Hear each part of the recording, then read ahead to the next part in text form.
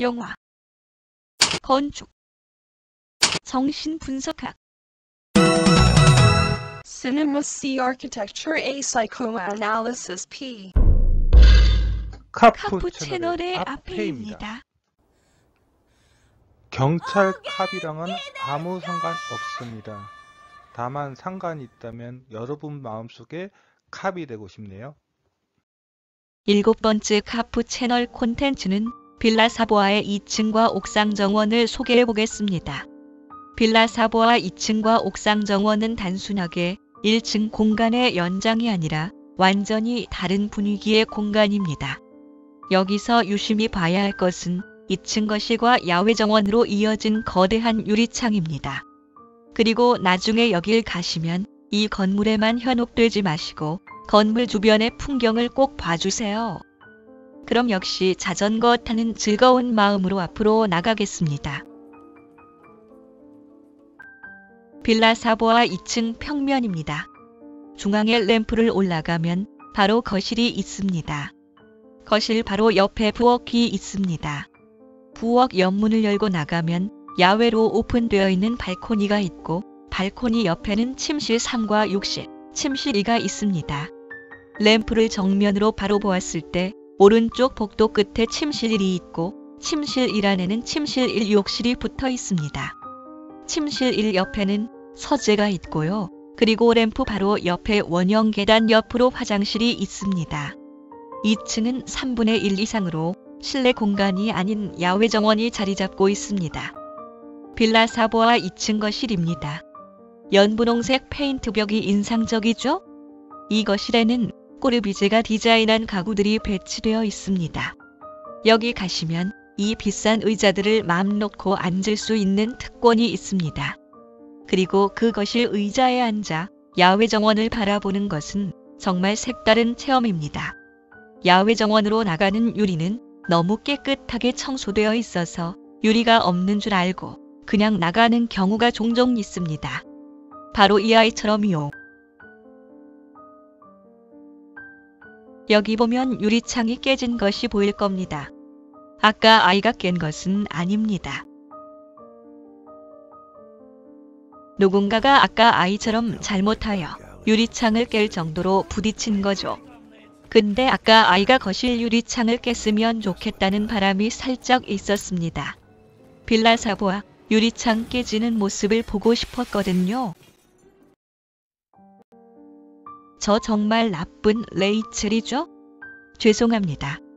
다시 빌라 사보아로 돌아가서 2층 거실에서 야외 정원으로 나와서 2층 거실을 보겠습니다.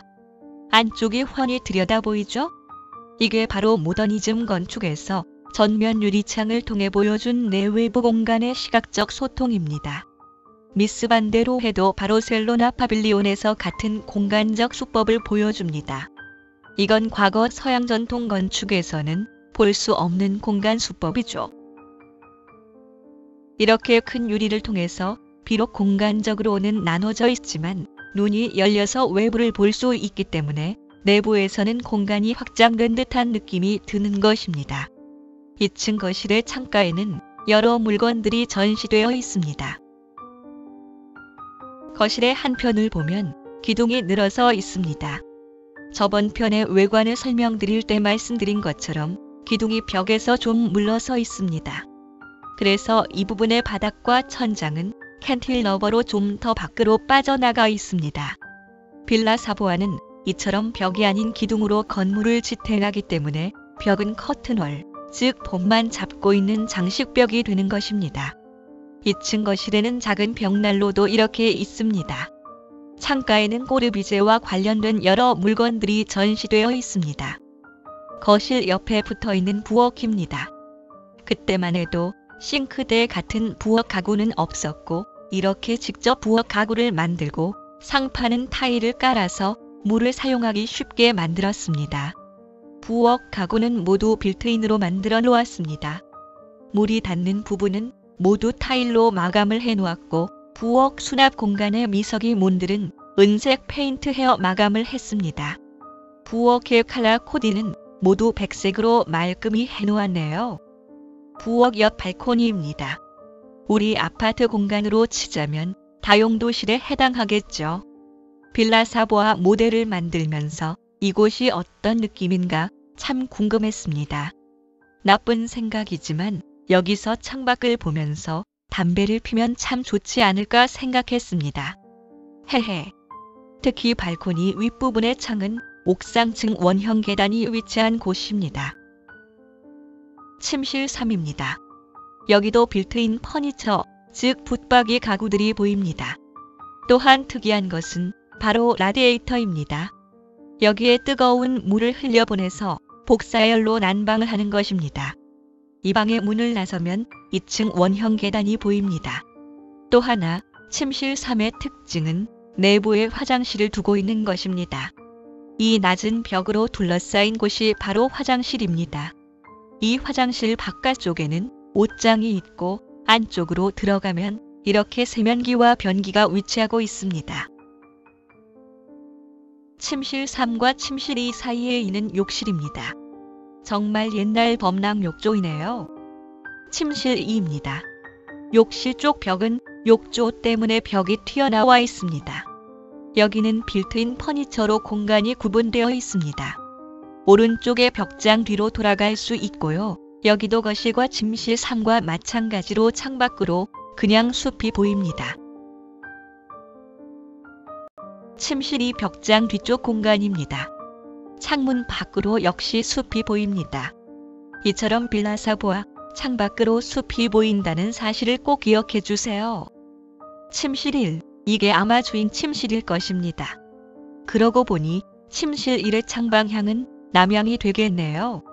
주인 침실답게 커다란 욕실이 붙어 있습니다. 욕실에는 깊은 욕조도 있고 심지어는 물에 젖은 몸을 기댈 수 있는 의자도 타일로 만들어 놓았습니다. 침실 1 욕실의 수납 공간은 거의 드레스룸 수준입니다.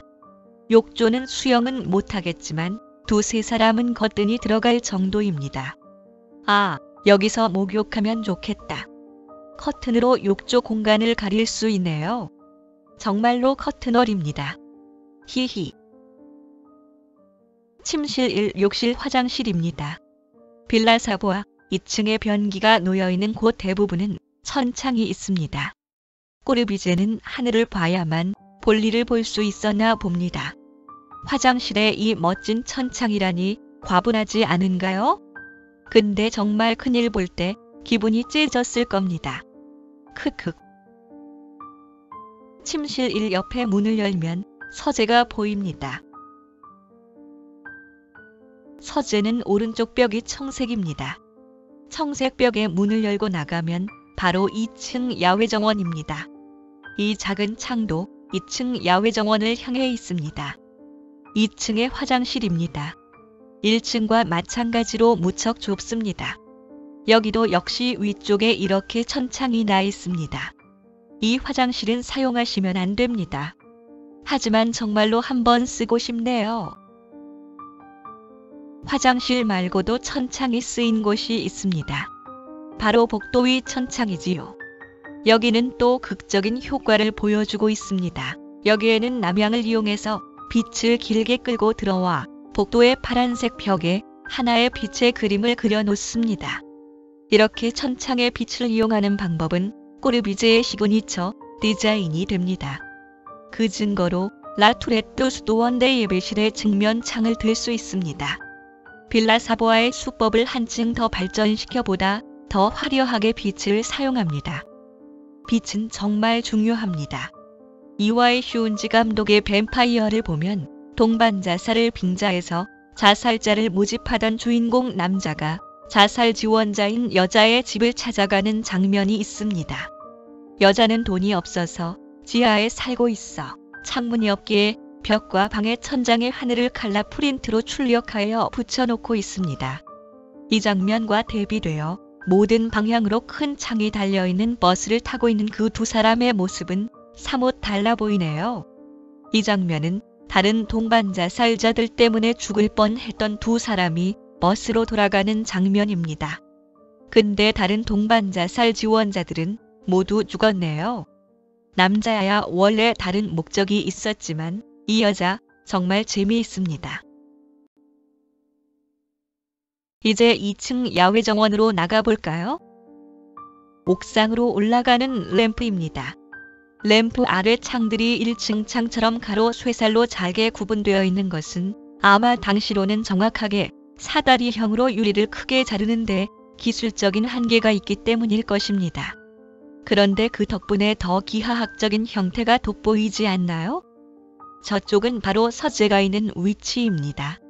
서재를 나오면 해나 비를 피할 수 있도록 캐노피가 덮여져 있습니다. 그리고 야외 정원 중간에는 야외에서 식사를 할 수 있도록 야외 식탁이 설치되어 있습니다. 서재 쪽 문으로 와서 다시 거실 쪽을 바라봅니다.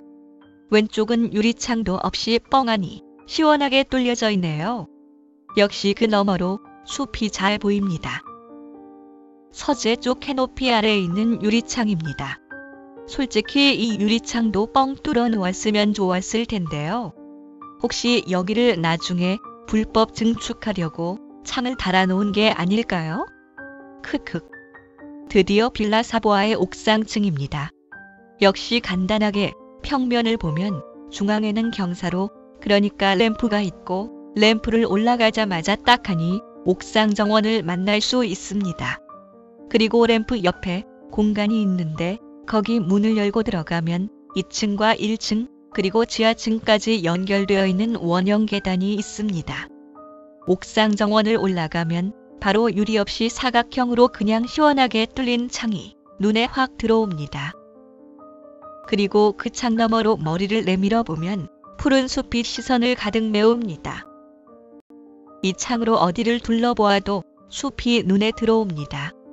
원래 처음에 모더니즘 건축 작품들은 대부분 이렇게 숲속에 건물을 세웠습니다. 그래서 유명한 초기 모더니즘 건축 작품들은 대부분 별장으로 지어졌습니다. 이렇게 숲에다가 박사형의 하얀 벽을 가진 건물을 세우면 자연과 대비되어 돋보이지요. 그런데 이 생각이 짧았습니다.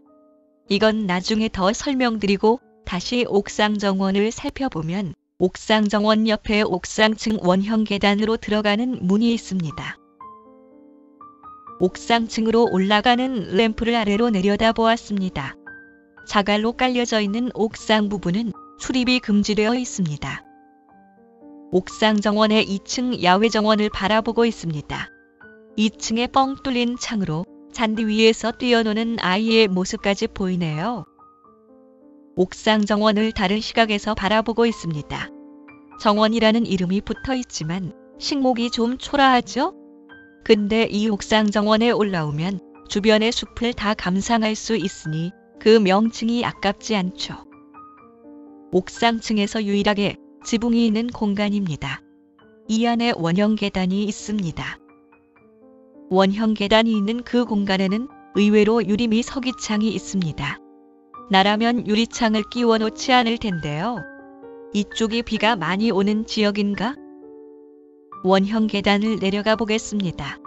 이상하게 초기 모더니즘 건축가들은 원형 계단에 집착하는 경향이 있습니다. 어쩌면 꼬르비제가 이렇게 빌라 사보아에 원형 계단을 만든 것이 시초일 수도 있습니다. 빌라 사보아의 원형 계단을 둘러싼 벽은 이렇게 오픈이 많이 되어 있습니다. 그래서 램프만큼이나 올라가거나 내려갈 때 다양한 시각을 보여줍니다. 옥상층과 2층 사이의 원형 계단에서 멈추어 2층 야외 정원 쪽을 바라보았습니다. 정말 멋지지 않습니까? 2층에서 옥상층을 바라보았습니다.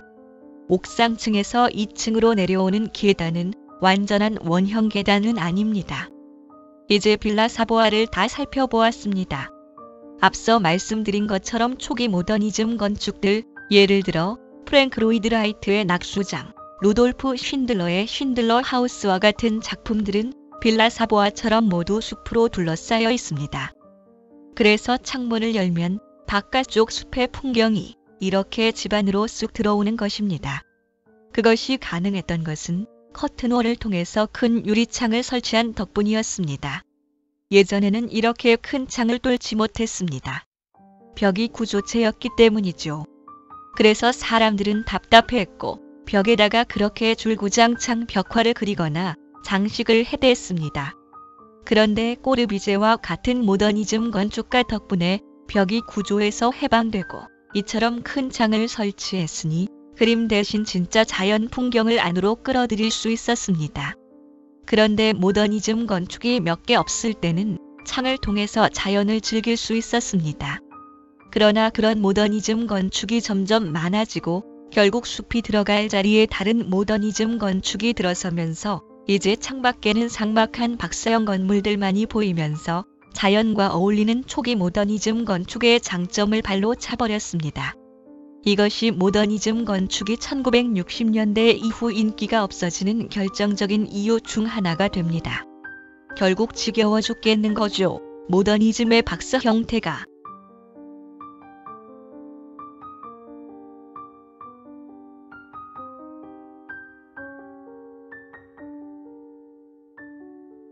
빌라 사보아를 드디어 끝내버렸습니다. 요즘 나 혼자 이렇게 춤추고 있는 게 아닌가 하는 생각이 듭니다. 조회수도 구독자 수도 정말 늘지 않더군요. 하지만 누군가에게 조금이라도 도움이 되었으면 하는 생각에 이렇게 답사 사진을 묵히지 않고 꾸준히 건축 관련 유튜브도 만들고 영화도 저만이 알고 있는 명작을 공유할 수 있도록 영상을 만드는 것이 재미있습니다. 그래서 계속 열심히 할 것이고 지금은 시간이 부족해서 못 만들고 있는 정신분석학 관련 콘텐츠까지 올릴 수 있다면 정말 즐거울 것 같습니다. 그럼 또 다른 콘텐츠로 다음에 뵙겠습니다. 구독과 좋아요 부탁드리고 이상 카프 채널의 레이첼과 아페이였습니다.